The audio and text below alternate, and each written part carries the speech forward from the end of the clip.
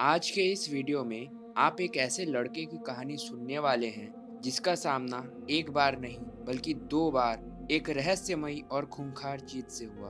तो क्या था वो चीज और क्या ये लड़का बच पाया उस चीज से? आइए वीडियो में आगे देखते हैं।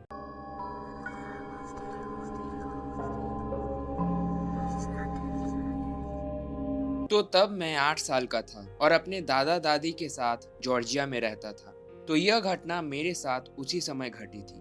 तो उस शाम मैं टीवी पर गेम खेल रहा था कि इसी में मेरे दादा ने मुझे घर के कचरे वाला पॉलीथीन उनके वैन में रख आने को कहा। तो मैं भी ऐसा ही करने लगा।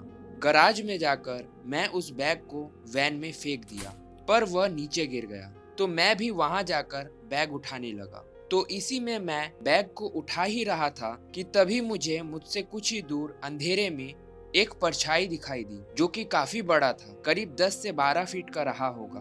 और उसकी आंखें अंधेरे में किसी बल्ब की तरह चमक रही थी। इसके अलावा उसका पूरा शरीर सफेद बालों से ढका हुआ भी था। तो उस चीज को वहां देखकर मैं डर से कांपने लगा, क्योंकि मुझे ऐसा लग रहा था कि वह चीज अभी यहाँ आकर मुझे पकड़ लेगा। इसलिए मैं वहां से धीरे धीरे बिना उससे नजरें हटाए गराज के दरवाजे से घर में चला गया। और घर के अंदर जाते ही मैंने दादा को चिल्लाते हुए बोल पड़ा कि हमारे घर के बाहर कोई है जो कि बहुत बड़ा है और दो पैरों पर चल रहा है, आप गन निकाल लीजिए। तो इसी में मेरे दादा समझ गए कि यह कोई मजाक नहीं था। तो इसीलिए उन्होंने अपना शॉटगन निकाल लिया और मेरे साथ गराज में चलने लगे। तो हमने वहां जाकर चारों ओर अच्छी तरीके से देखा, पर वहां हमें दूर दूर तक कोई भी नहीं दिखा। तो इसी में मैं भी सोच में पड़ गया कि शायद मैंने कुछ और ही देखा होगा। तो इसके बाद हम सब डिनर करके अपने अपने रूम में सोने चले गए। तब तक कोई भी असामान्य घटना हमारे साथ नहीं घटी थी।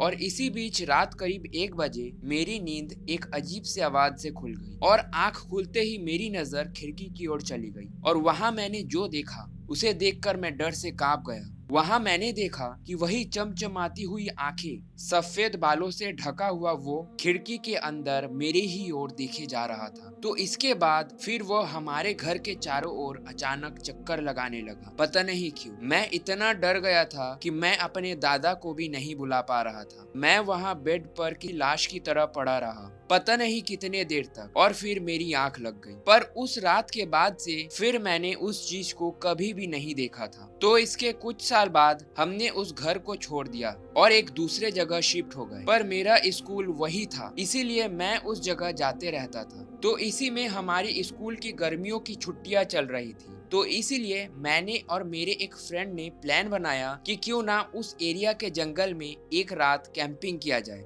तो इसी कड़ी में उसी वीकेंड मैं और मेरा वो दोस्त कैंपिंग करने निकल पड़े। हमने अपने साथ कुछ जरूरी सामान और एक रिवॉल्वर भी रख लिया था अपने सेफ्टी के लिए। तो हम वहां जंगल में टेंट लगाने के लिए जगह ढूंढने लगे। पर पता नहीं क्यों मुझे लगातार ऐसा लग रहा था कि कोई हमारे ऊपर नजर रखे हुए हैं, पर मैंने इसे इग्नोर किया। और इसी बीच हमने एक जगह में अपना टेंट लगा लिया और वहां बैठकर थोड़ा रेस्ट करने लगे कि इसी बीच अचानक हमारे आसपास के जंगल से अजीब अजीब आवाजें आने लगी। हम काफी डर गए क्योंकि हमें समझ नहीं आ रहा था कि यह आवाज आ कहां से रही है। डर के मारे हम वहां से भागने लगे। तो हम वहां से भाग ही रहे थे कि तभी हमारे सामने अचानक कहीं से एक बहुत बड़ा पत्थर आकर गिरा और इसके तुरंत बाद हमारे चारों ओर से कहीं से हमारे ऊपर छोटे बड़े पत्थरों की बौछारें शुरू हो गई। हमने सोच ही लिया था कि आज शायद यही हमारी मौत होनी है कि तभी अचानक हमारी नजर रिवॉल्वर पर गई और हमने उसकी कई राउंड्स हवा में फायर कर दी, जिसके बाद सब कुछ एकदम से शांत हो गया। और इसी मौके का फायदा उठाकर हम वहां से भागकर अपनी जान बचाने में कामयाब रहे। और इस घटना के बाद से हम फिर कभी भी उस जंगल की ओर गलती से भी नहीं गए। और इसके बाद इंटरनेट पर थोड़ा रिसर्च करने के बाद मुझे पता चला कि वह चीज शायद एक यति हो सकता है।